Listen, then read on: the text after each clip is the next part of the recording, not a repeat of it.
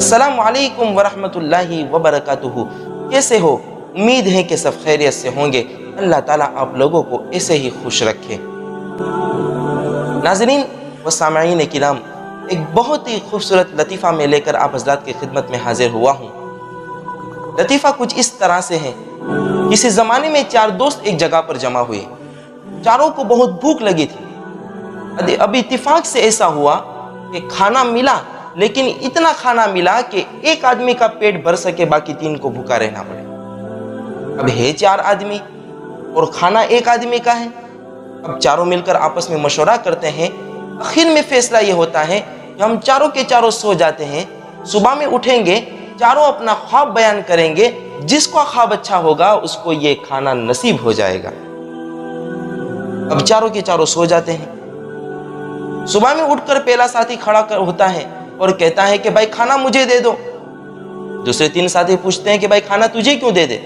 उसने कहा कि रात में मैंने इतना अच्छा ख्वाब देखा। आप लोगों ने ख्वाब देखा होगा तो अपने आप को जमीन पे ख्वाब देखा होगा। मैंने रात में इतना अच्छा ख्वाब देखा कि रात में मैं पहले आसमान पे घूम रहा था। दूसरे साथी ने उसका हाथ पकड़कर बिठा दिया कि भाई तू रहने दे, तेरा ख्वाब कोई अच्छा ख्वाब नहीं। तू रात में पहले आसमान पर घूम रहा था, तुझे मालूम नहीं मैं रात में चौथे आसमान पर घूम रहा था। अब तीसरा वाला सोचने लगा कि अगर मैं पांचवें पे गया तो ये चौथा वाला सातवें पर जाएगा। तो उसने पहले ही कह दिया कि मैं रात में सातवें आसमान पे घूम रहा था। वहां अल्लाह का नूर और अल्लाह की तजल्ली, अरे सामने खुदा का अर्श नजर आता था। तो मेरा ख्वाब बहुत बेहतर ख्वाब है। अब चौथा वाला बिल्कुल सर झुकाए बैठा है। तीनों बहुत इसरार करते हैं कि भाई तू तेरा ख्वाब तो सुना। तो उसने कहा कि भाई रहने दो, मैं क्या ख्वाब सुनाऊं। तो उसने कहा कि नहीं, तुझे ख्वाब सुनाना ही पड़ेगा क्योंकि खाना भी तो खाना है। तो उसने कहा कि जब मैं सोया तो क्या देखता हूं कि एक आदमी तलवार लेकर मेरे सामने खड़ा हो गया और कहता है कि खाना खा ले वरना मैं तेरी गर्दन उड़ा दूंगा। मैं तो घबरा गया और मैंने पूरा खाना खा लिया। जहां उसने कहा कि मैंने पूरा खाना खा लिया, तीनों बहुत जज्बात में आ जाते हैं और कहते हैं कि भाई वो तुझ पे हमला करने गया, तू हमें बुला लेता, हम तेरी मदद के लिए हाजिर हो जाते। उसने कहा कि जब वो मुझ पे हमला करने गया मैंने तुम लोगों को बहुत चिल्लाया, बहुत पुकारा, लेकिन करता क्या, कोई पहले आसमान पर, कोई दूसरे आसमान पर, कोई चौथे आसमान पर, कोई सातवें आसमान पर। अरे मेरी आवाज पहुंची तो दुनिया तक मेरी आवाज पहुंचती, जमीन तक मेरी आवाज रहती, लेकिन सातवें आसमान पर कहां पहुंचती।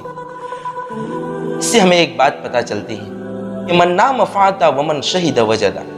जो सो गया वो खो गया और जो जाग लेता है वो कुछ ना कुछ पा ही लेता है। एक कहावत भी मशहूर है कि बचपन खेल में खोया, जवानी नींद भर सोया, बुढ़ापा देख कर रोया। अक्सर बचपन खेल में गुजर जाता है, जवानी इंसान नींद के अंदर सोने में गुजार देता है।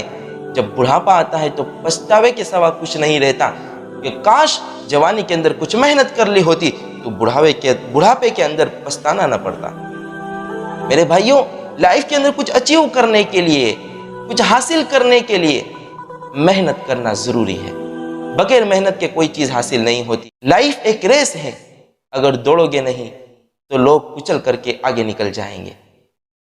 इसीलिए मैं अपने स्टूडेंट्स से भी कहता हूं कि लाइफ में कुछ हासिल करने के लिए मेहनत करना जरूरी है।